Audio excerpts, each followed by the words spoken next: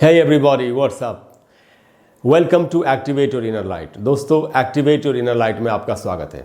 हम सभी जानते हैं कि अगर हमको ज़िंदगी में कामयाबी हासिल करनी है, अगर हम अपनी डील्स को फाइनल करना चाहते हैं, पक्की करना चाहते हैं, अगर हम किसी भी इंटरव्यू में पास होना चाहते हैं, इवन पर्सनल रिलेशनशिप में अगर हम किसी कॉन्वर्सेशन में कामयाब होना चाहते हैं, हम चाहते हैं कि लोग हमारी बात को मान लें, समझ लें और मान लें, तो हमारा कम्युनिकेशन दोस्तों बहुत ही इफ़ेक्टिव होना चाहिए।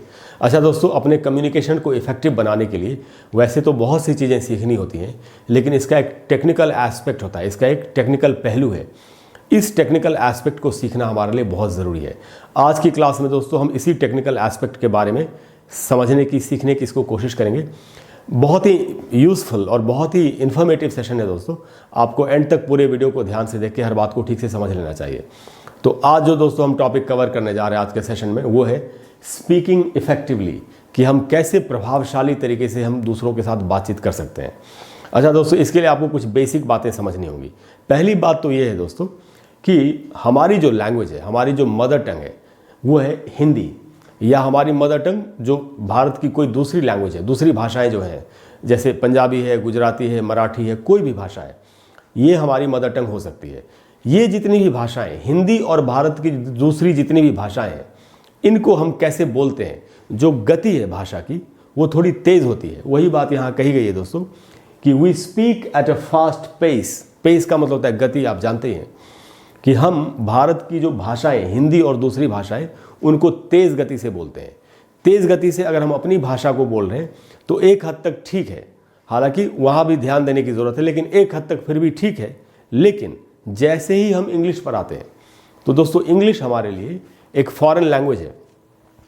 ये अलग बात है कि हम इंग्लिश को बचपन से सीखने लग जाते हैं, घर में बड़े ही हमको सिखाने लग जाते हैं, फिर हम स्कूल में, कॉलेज में भी जाके इंग्लिश को सीखते हैं। लेकिन इंग्लिश है तो हमारे लिए एक फॉरेन लैंग्वेज ही। जैसे जर्मन है, जैसे फ्रेंच है, जैसे इटालियन है, जैसे रशियन है, वैसे ही इंग्लिश हमारे लिए एक फॉरेन लैंग्वेज है। किसी भी फॉरेन लैंग्वेज को आप तभी इफेक्टिवली बोल सकते हैं अगर आपके लिए वो एक सेकेंड लैंग्वेज है।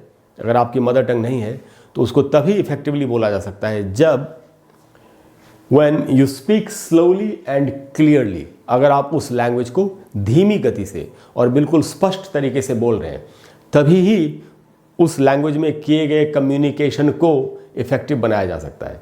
अच्छा दोस्तों, ये अच्छी बात है कि हमने अभी समझ लिया कि हमको स्लोली एंड क्लियरली बोलना चाहिए, लेकिन हम ये कैसे कर सकते हैं, इसके लिए इस जो टेक्निकल एस्पेक्ट की मैं बात कर रहा था, अब मैं आपको वो बताता हूँ।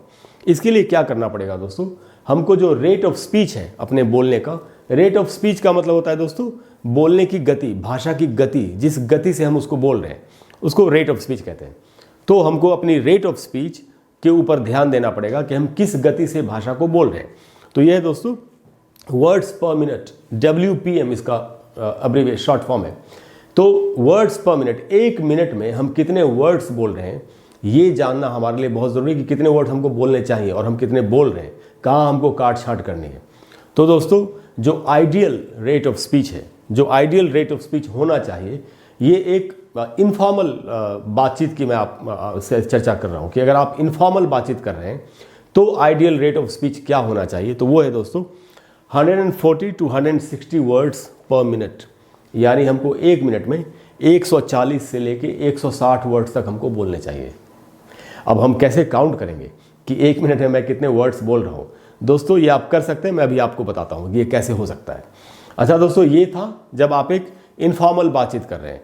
अगर आप एक प्रोफेशनल बातचीत कर रहे हैं तो वहाँ पर और भी ज़्यादा आपको सावधानी बरतने की ज़रूरत होगी। If it is a professional conversation, तब जो आइडियल रेट ऑफ स्पीच है वो है 100 to 150 वर्ड्स पर मिनट। 100 से 150 वर्ड्स पर मिनट हमको बोलने की ज़रूरत है। आप समझ गए।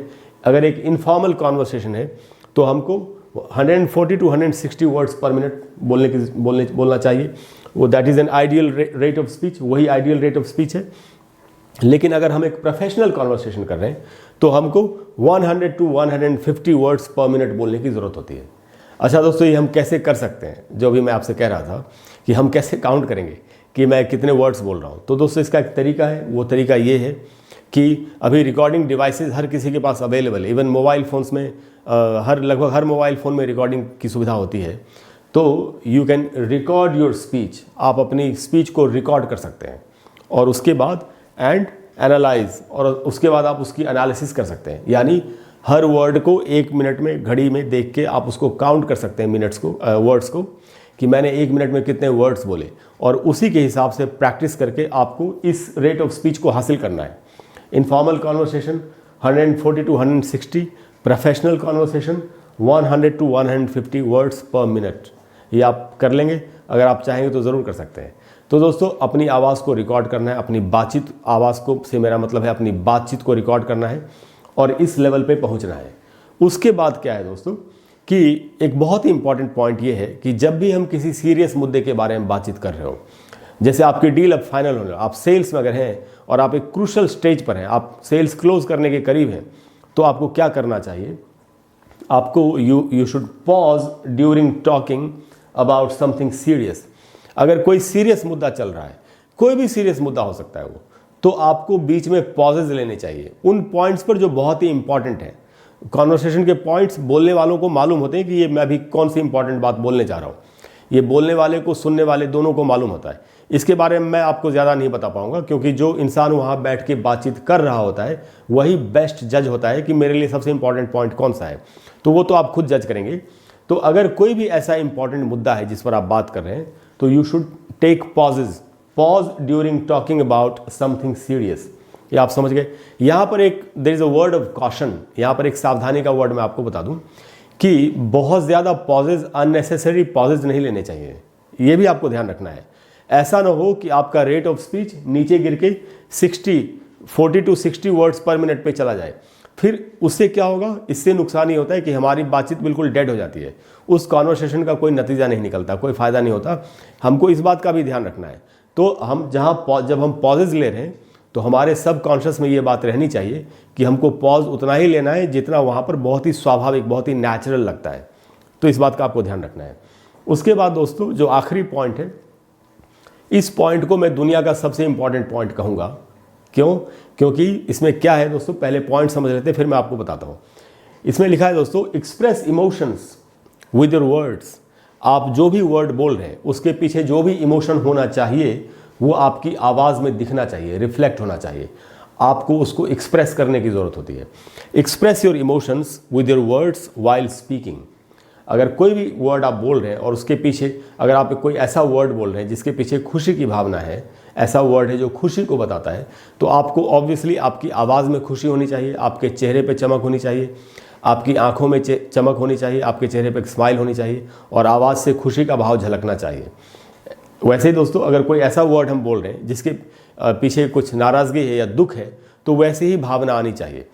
एक कहावत है दोस्तों कि जब टेलीफोन पर आप बात करते हैं किसी के साथ, तो अगर आपका चेहरा, अगर आप खुश होकर बात कर रहे हैं, तो आपकी खुशी टेलीफोन के तार से होते हुए, या अब तो सब कुछ वायरलेस है, होते हुए सुनने वाले के कानों में पहुंच जाती है। और अगर आप नाराज़ हैं या आप दुखी हैं, तो ये बात भी उसको समझ में आ जाती है। आपसे पूछा भी होगा लोगों ने, ये हम सब के साथ होता है लाइफ में। इसीलिए दोस्तों, अपने इमोशंस को एक्सप्रेस करना बहुत ज़रूरी है। क्यों? क्योंकि we are human beings and we are made of emotions. A man is made of emotions. आदमी भावनाओं से बना होता है। इसीलिए भावनाएं जो हैं, इमोशंस, वो इन सारी चीज़ों पर भारी पड़ती हैं। सारे टेक्निकल एस्पेक्ट्स पर इमोशंस भारी पड़ जाते हैं। एक्चुअली मैं आपको यही कहूँगा कि अगर आपने अपने इमोशंस ठीक से एक्सप्रेस कर लिए लोगों के सामने और वो सटीक निशाने पे भी लग भी गया, तो ये सारी चीज़ें बेमानी भी हो सकती हैं। लेकिन हमको इन सारी बातों का ध्यान रखना चाहिए। अच्छा दोस्तों, ये सारे जो पॉइंट्स हैं, इनके ऊपर आपको मेहनत करनी पड़ेगी एक्चुअली, और आपको प्रैक्टिस करनी पड़ेगी। आपको अपनी कॉन्वर्सेशन को रिकॉर्ड करना चाहिए। वो बहुत ही इंपॉर्टेंट बात है, जिससे कि आप जो वर्ड्स पर मिनट है इस पर काबू पा सकें, इसको इफेक्टिवली कर सकें। और इमोशंस हमको ज़रूर ही लाने चाहिए।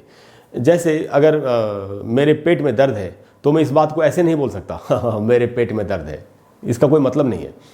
मुझे इस बात को वैसे ही बोलना चाहिए, मेरे पेट में दर्द है, बहुत तकलीफ़ है मुझे, ऐसे ही बोलना चाहिए। तो दोस्तों, इमोशंस लाना बहुत ज़रूरी है। दोस्तों, मुझे पूरी उम्मीद है कि आज का सेशन आपको अच्छा लगा होगा, और इस सेशन से आपने बहुत कुछ सीखा होगा। और अगर आप इस पर इन बातों पर अमल करेंगे, तो आपको अपने कॉन्वर्सेशन में ज़रूर ही कामयाबी मिलेगी।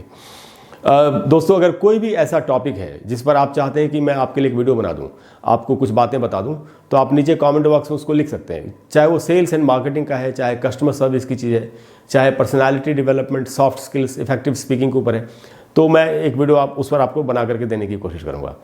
Thank you very much, I will see you soon, bye bye.